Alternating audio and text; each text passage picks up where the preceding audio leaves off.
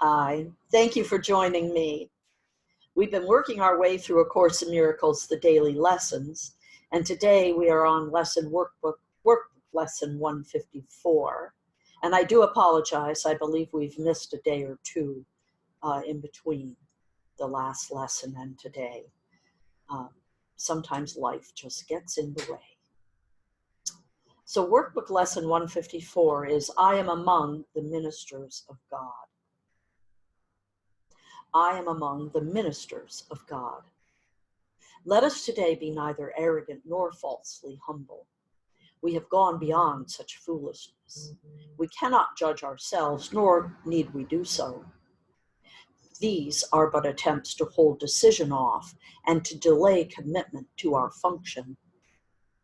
It is not our part to judge our worth, nor can we know what role is best for us. What we can do within a larger plan, we cannot see in its entirety. Our part is cast in heaven, not in hell. And what we think is weakness can be strength. What we believe to be our strength is often arrogance. Whatever your appointed role may be, it was selected by the voice for God, whose function is to speak for you as well. Seeing your strengths exactly as they are, and equally aware of where they can be best applied, for what, to whom, and when, he chooses and accepts your part for you. He does not work without your own consent, but he is not deceived in what you are, and listens only to his voice in you. It is through his ability to hear one voice, which is his own, that you become aware at last there is one voice in you. And that one voice appoints your function and relays it to you, giving you the strength to understand it, do what it entails, and to succeed in everything you do that is related to it. God has joined his Son in this, and thus his Son becomes his messenger of unity with him. In this joining, through the voice for God, of Father and of Son, that sets apart salvation from the world. I'm going to read that sentence again. I'm not sure I quite had the inflection correctly. It is this joining through the voice for God, of Father and of Son, that sets apart salvation from the world. It is this voice which speaks of laws the world does not obey, which promises salvation from all sin, with guilt abolished in the mind of God, the God that created sinlessness. I'm going to do that one again too. It is this voice which speaks of laws the world does not obey, which promises salvation from all sin, with guilt abolished in the minds that God created sinless. Now this mind becomes aware again of who created it, and of his lasting union with itself. So is its self the one reality in which its will and that of God are joined. A messenger is not the one who writes the message he delivers, nor does he question the right of him who does, nor ask why he was chosen, those who will receive this message that he brings.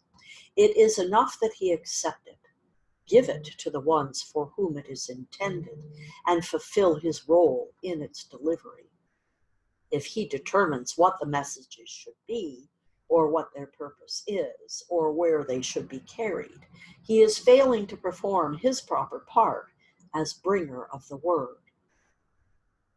There is one major difference in the role of heaven's messengers, which sets them off from those the world appoints. The messages that they deliver are intended first for them, and it is only as they can accept them for themselves that they become able to bring them further and to give them everywhere that they were meant to be. Like earthly messengers, they did not write the messages they bear. but they become their first receivers in the truest sense, receiving to prepare themselves to give. An earthly messenger fulfills his role by giving away all his messages. The messengers of God perform their part by his acceptance of his messages as for themselves, and show they understand the messages by giving them away. They choose no roles that are not given them by his authority, and so they gain by every message that they give away. Would you receive the messages of God? For thus do you become his messenger. You are appointed now, and yet you wait to give the messages you have received. And so you do not know that they are yours and do not recognize them. No one can receive and understand he has received until he gives. For in the giving in his own acceptance is the own acceptance of what he received. You, who are now a messenger of God, receive his messages. For that is part of your appointed role. God has not failed you to offer what you need, nor has it been left unaccepted. Yet another part of your appointed task is yet to be accomplished. He who has received for you the messages of God would have them be received by you as well. For thus do you identify with him and claim your own. It is in this joining that we undertake to recognize today. We do not seek to keep our minds apart from him who speaks for us, for it is but our voice we hear as we attend him. He alone can speak to us and for us, joining in one voice the getting and the giving of God's word, the giving and receiving of his will. We practice giving him what he would have, that he may recognize his gifts to us. He needs our voice that he may speak through us. He needs our hands to hold his messages and carry them to those whom he appoints. He needs our feet to bring him where he wills, that those who wait in misery may at last be delivered. And he needs our will united with his own, that we may be the true receivers of the gifts he gives.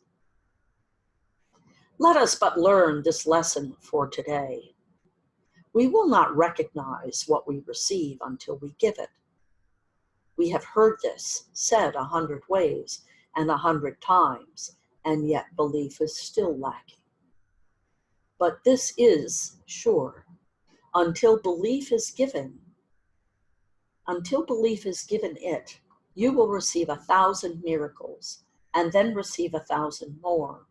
But it will not know that God himself has no gift left beyond what you already have, nor has denied the tiniest of blessings to his Son. What can this mean to you until you have identified with him and with his own? Our lesson for today is stated thus: I am among the ministers of God, and I am grateful that I have the means by which to recognize that I am free. The world recedes as we light up our minds and realize these holy words are true. They are the message sent to us today from our Creator. Now we demonstrate how they have changed our minds about ourselves and what our function is. For as we prove that we accept no will we do not share, our many gifts from our Creator will spring to our sight and leap into our hands, and we will recognize that we received. It's a very interesting chapter. It's particularly an interesting chapter to me because I have the memories of my assignment. I don't have the memory of being called a messenger, but I do have memories of being basically asked to come here into physical form, into this life, with a purpose, with a reason to be here. They could have been a lot better about telling me more about my purpose and why I'm here. But perhaps they thought that just my remembering that I had a purpose and a reason to be here would be enough. I don't know. But this chapter definitely speaks to me because of those memories that I have. But I encourage everyone to spend the time with this chapter and our lesson for today, which I will restate now. I am among the ministers of God, and I am grateful that I have the means by which to recognize that I am free. When they talk about how you have to receive it before you can give it away, it also reminds me of the basic premise that you must love yourself before you can love anyone else. And that's the same idea here. You have to have received these gifts before you can give them away. So have a great day with this lesson today. And if you'd like support, you can reach out to me at 907-351-3003, or you can message me on Facebook or YouTube, and I will see you here tomorrow for the next lesson. Thank you so much for joining me. Namaste.